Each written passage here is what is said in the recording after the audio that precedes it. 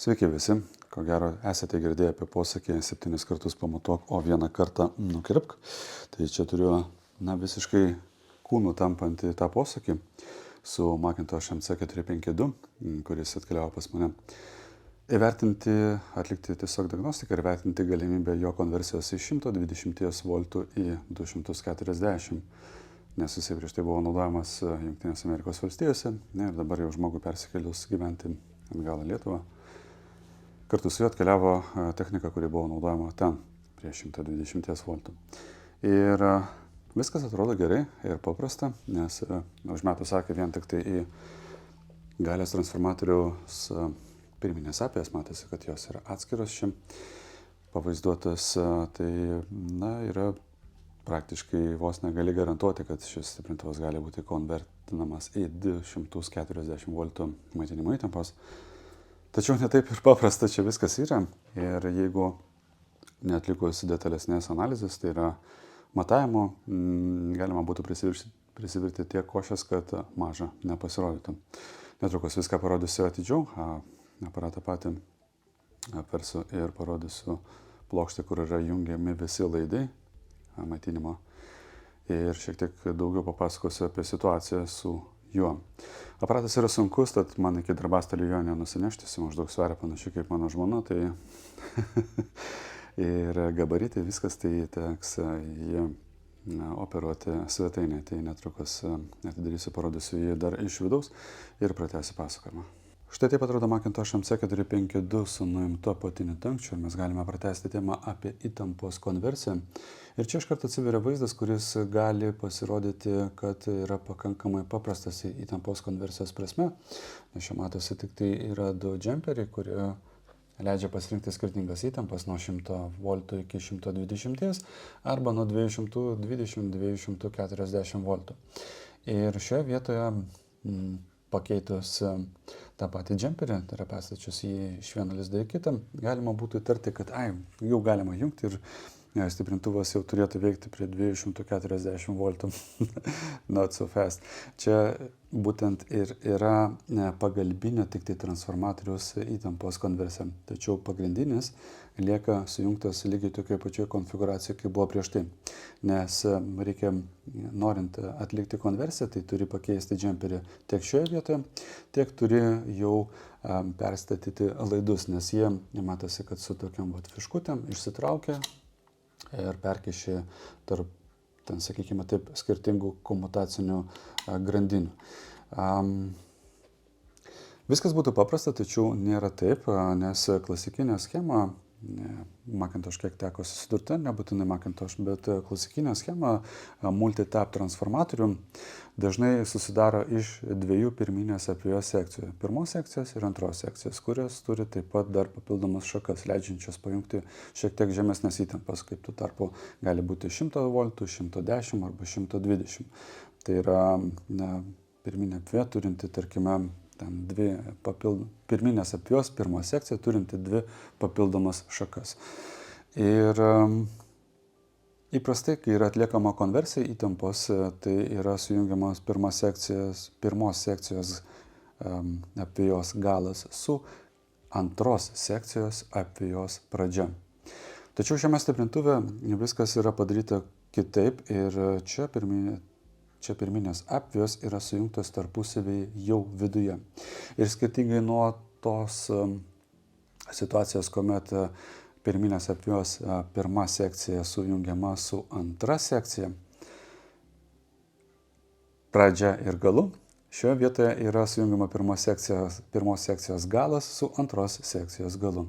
Ir padavus įtampą į išorėje esančius išvadus, galima tikėtis ko? Galima tikėtis priešfazinio sujungimo. Tai reiškia, kad vienos arba kitos pusperiodžio srovės metu ne įtampos, o srovės kryptis skiriasi ir dėl to mes turime praktiškai trumpą sujungimą, būtent tas priešfazinis sujungimas.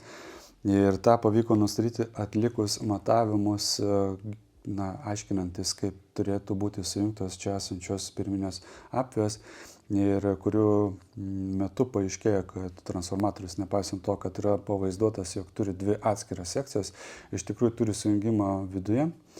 Ir atliekant tolimesnius matavimus, kreipiant dėmesio pagrindę į rezistyvinę varžą ir induktyvumą. Labai yra svarbu turėti ne tik multimetrą, bet tuo pačiu metu turėti dar ir LCR matuoklį, kuris galėtų pamatuoti induktyvumą. Šia yra kertinis momentas.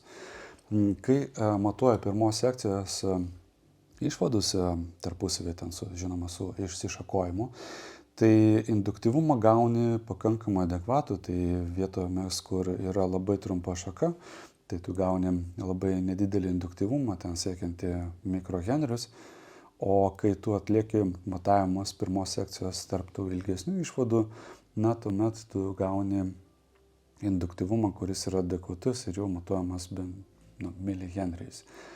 Ir tuo tarpu, kai tu sujungi pirmos sekcijos, pirmą sekciją su antra sekcija, jos jau yra sujungtos, tačiau matuoji induktyvumą tarp išorinių išvadų, gaunasi, jog ten yra praktiškai niekinis induktyvumas ir ten yra mikrohenriai, ko neturėtų būti, ir tai reiškia, kad jau sujungtos apvijos yra būtent taip, jog veikia priešfaziniam sujungime.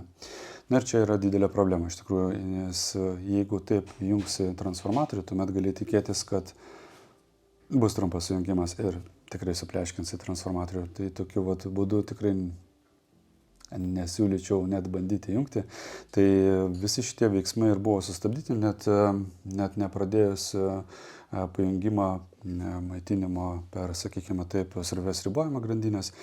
Taip pat atliekant matavimus buvo pajungtos dar ir nedidelės įtampos tam, kad galėčiau atlikti matavimas, ar jos dubliuojasi ar ne. Tai tose vietose, kur turėtų dubliuotis, tai aš gaudavau, padavus, sakykime taip, 12 voltų kintamos įtampos, o vos net 2 voltus tik tai gaudavau išvados. Faktas, kad negalima taip jungti ir reikia labai gerai pamatuoti ne tik tai rezistyvinę varžą tarp pačių išvadų, bet tuo pačiu metu pamatuoti dar ir induktyvumą. Tai yra labai svarbu. Taip pat su savo išvadomis kreipiausi į Macintosh gamintoją gauti techninio suporto, kur aišku buvo, jog siūlymas yra vienintelis, tai yra transformatoriaus keitimas.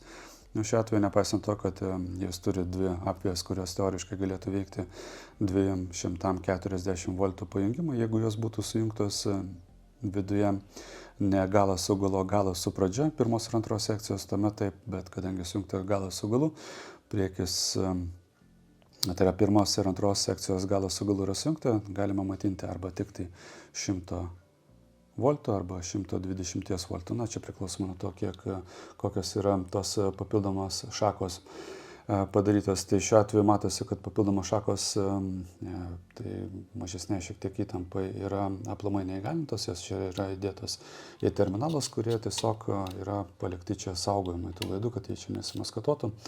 Tai reikėtų tik atlikti sujungimą patį. Ir šioje vietoje vėlgi viskas yra sukombinuota taip, kad būtų paduodama 120 voltų įtampa į dvi pirminės apvijos sekcijas vienu metu. Per čia esančios relės matosi, kad tinklo maitinimas iš rozetės patenka per dar čia esantį saugiklį tiesiai plokštę, tai mes matome AC line vienoj pusėje ir AC neutral kitoj pusėje. Čia vyksta dar tas vadinamas sujungimas bridžas, tai yra, matosi, toks yra rudas laidas, kuris keliauja į kitos pusės taip pat terminalą. Tai jisai yra tiesiog toks, vadinkime tai bridžas, kuris vėliau paduotų tą patį AC line į vieną išvadą pirminės apvijos ir kitos sekcijos pirminės apvijos išvadą per čia komutacinės relės, nes būtent soft start paleidimo schemutė čia yra numatyta, tai žodžiu, čia be transformatoriaus keitimo niekaip neišsiversim, nepaisant to, kad atrodo, jog viskas turėtų pavykti ir tuo pačiu metu netgi paveikslėlis ant transformatoriaus paviršiaus byloja, kad šis turi 2 atskiras pirminės apvijos sekcijas, tačiau taip nėra. O toks yra dalykas. Gerai pamatuokite kitą kartą prieš atliekant bet kokį veiksmą, nes tai gali brangiai vėliau kainuoti. Posakį 7 kartus pamatuok, 1 kartą atkirpk, čia visiškai save realizuoja. Tai vat.